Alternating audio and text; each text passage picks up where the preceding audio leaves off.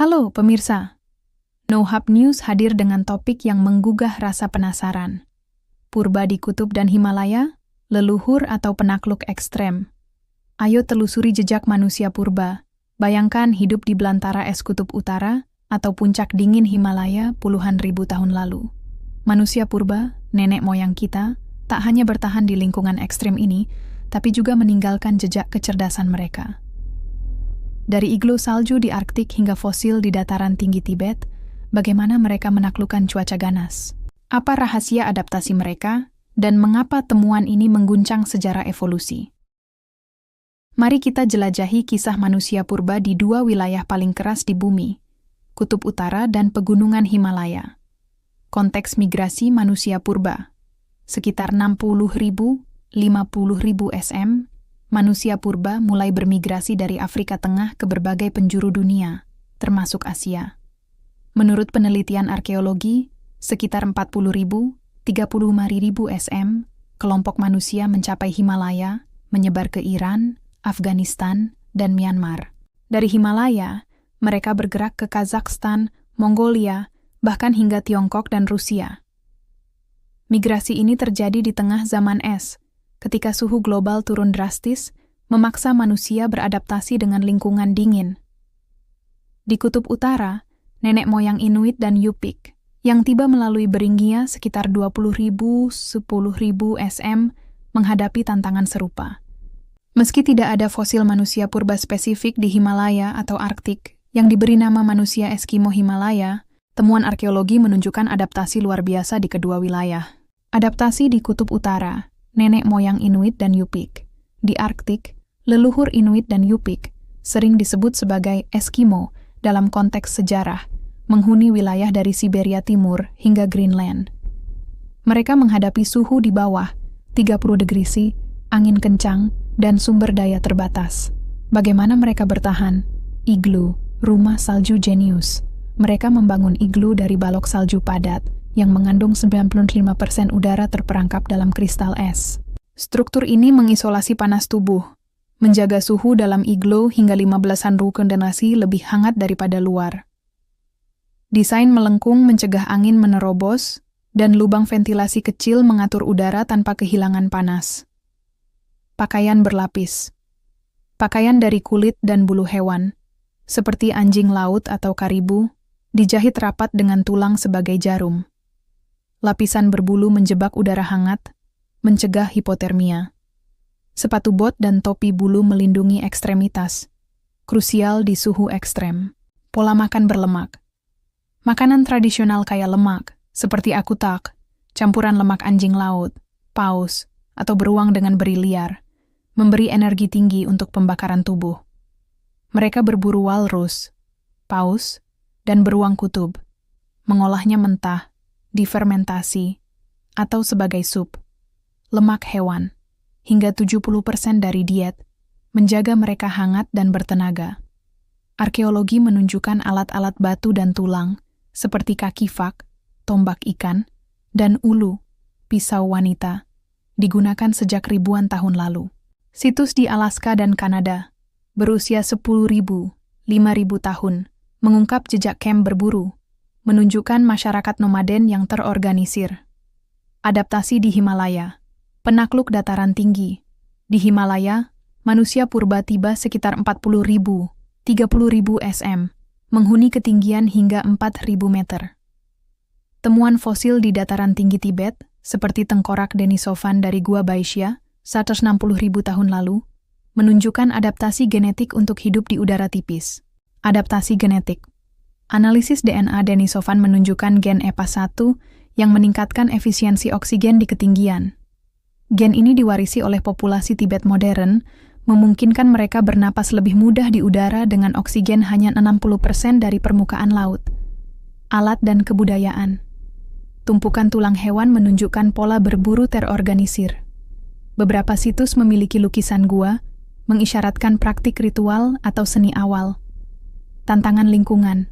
Suhu di Himalaya bisa mencapai 28 derajat dengan angin kencang dan radiasi UV tinggi. Manusia purba mungkin menggunakan gua sebagai tempat tinggal dan kulit hewan sebagai pakaian, mirip dengan praktik di Arktik. Minimnya tumbuhan memaksa mereka mengandalkan daging, dengan bukti arang menunjukkan penggunaan api sejak 30.000 SM. Temuan di Tibet, seperti alat batu berusia 40.000 tahun, menunjukkan manusia purba di Himalaya bukan hanya bertahan, tapi membentuk komunitas kecil yang adaptif. Kontroversi dan debat ilmiah. Kehidupan purba di kedua wilayah memicu diskusi sengit. Identitas Eskimo. Istilah Eskimo dianggap peyoratif oleh beberapa Inuit dan Yupik yang lebih suka nama spesifik suku mereka. Narasi sejarah sering menyederhanakan mereka sebagai manusia purba Arktik, mengabaikan keragaman budaya. Fosil Himalaya, tengkorak Denisovan di Tibet memicu perdebatan.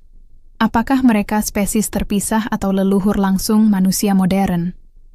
Bukti perkawinan dengan Homo sapiens menambah kompleksitas. Media sensasional. Media sering panggil fosil Himalaya manusia naga atau iglu sebagai istana es, menyulitkan publik memahami nilai ilmiah. Netizen ramai, leluhur superhuman versus cuma manusia biasa di tempat dingin. Fosil. Minimnya fosil transisi di Arktik menyulitkan pelacakan nenek moyang Inuit Yupik. Di Himalaya, fosil langka karena medan keras menghambat penggalian. Debat ini mencerminkan tantangan merekonstruksi sejarah purba dari bukti terbatas, tapi juga menunjukkan daya tarik global terhadap kisah adaptasi manusia. Tantangan penelitian. Penelitian di kutub dan Himalaya penuh rintangan. Kondisi ekstrem. Di Arktik, permafrost dan salju abadi menghambat penggalian. Di Himalaya, ketinggian dan longsor batasi akses situs. Pelestarian. Fosil di Himalaya mudah rusak akibat erosi, sementara artefak kayu atau kulit di Arktik jarang bertahan. Konservasi membutuhkan dana besar, hingga miliaran rupiah per situs. Bias interpretasi. Asumsi bahwa manusia purba primitif sering mengabaikan kecerdasan mereka, seperti desain iglu atau alat batu Himalaya. Pendanaan. Penelitian arkeologi bersaing dengan isu modern, seperti krisis iklim. Suhu global naik 1,2 derajat sejak 1900. Namun, teknologi membantu. Pemindaian lidar memetakan situs tanpa gali, dan analisis DNA fosil ungkap hubungan genetik. Kolaborasi internasional, seperti antara Tiongkok dan Kanada, mempercepat temuan. Implikasi. Mengapa ini penting? Kisah manusia purba di kutub dan Himalaya menawarkan wawasan luar biasa. Kecerdasan awal. Iglu dan alat batu tunjukkan perencanaan dan kreativitas, menantang stereotip manusia purba sebagai primitif. Adaptasi ekstrem. Genetik dan teknologi purba menginspirasi solusi modern, seperti pakaian tahan dingin atau pengelolaan sumber daya di daerah terpencil. Warisan budaya, Inuit dan Yupik modern lestarikan tradisi berburu dan cerita lisan, sementara situs Himalaya tarik wisatawan, tingkatkan ekonomi lokal. Evolusi manusia, bukti perkawinan dengan Denisovan, dan adaptasi genetik ubah pemahaman kita tentang asal-usul Homo sapiens. Secara emosional, kisah ini hubungkan kita dengan leluhur yang taklukkan lingkungan terberat. Mereka bukan sekadar purba, tapi pionir yang bentuk sejarah kita. Masa depan penelitian. Penggalian baru di Arktik, seperti di Pulau Baffin, atau situs Himalaya, seperti Gua Syahe, bisa ungkap fosil atau artefak baru. Analisis isotop pada tulang hewan dapat petakan pola makan purba. Teknologi seperti spektrometri massa akan dalami komposisi alat batu. Jika ditemukan bukti ritual, seperti ukiran atau pemakaman, narasi spiritualitas purba bisa menguat. Kolaborasi dengan komunitas lokal, seperti Inuit atau Tibet, krusial untuk hormati nilai budaya situs. Mengapa Anda harus peduli? Manusia purba di kutub dan Himalaya tunjukkan daya tahan manusia melawan segala rintangan. Dari iglo yang jenius hingga gen tahan ketinggian, mereka wariskan pelajaran tentang adaptasi dan inovasi. Apakah mereka leluhur langsung kita, atau hanya cabang evolusi? Tulis pendapatmu, sebarkan diskusi, dan mari ungkap. Benarkah mereka pahlawan purba, atau hanya manusia biasa yang berjuang di ujung dunia? Itu tadi, No Hub News. Like, komen, share, dan subscribe untuk topik seru lainnya.